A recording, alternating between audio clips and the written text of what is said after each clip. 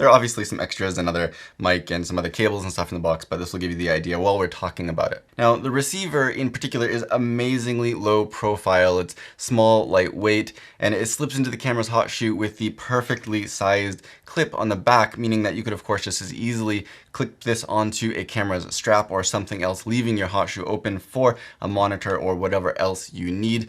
It would be perfect for gimbal use because it would barely change the size or weight distribution of your camera. So I think I'll definitely be using this for walk and talk type shots on a gimbal just because of that. Now, before moving on, this kit from Comica comes in at $259, which is $59 more than the Rode Go, but keep in mind that this does come with 2 lav mics, of course 2 transmitters, and the Rode Go does not. So compared to the single transmitter system of the Rode Go, even though this is a little bit more, you're getting double the practical use out of it. Anyway, taking a look at those transmitters, they have a nice look to them. They've got a good looking display and they are lightweight, but of course everything is pretty plasticky.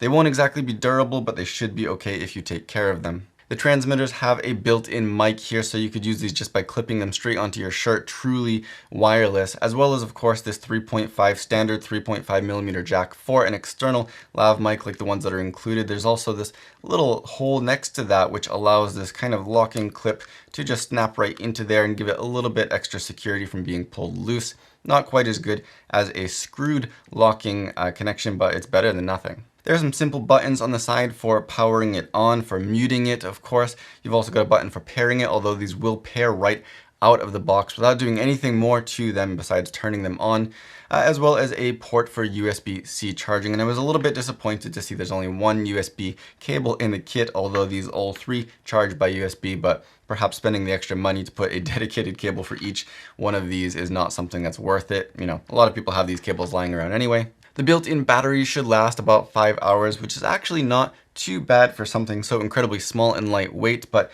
it obviously won't be the best choice for longer shoots if that's what you have in mind.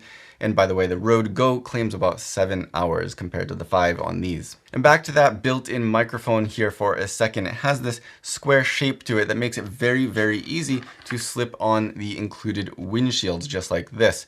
And because of that nice rubber grip that they have on there, they don't fall off easily as well.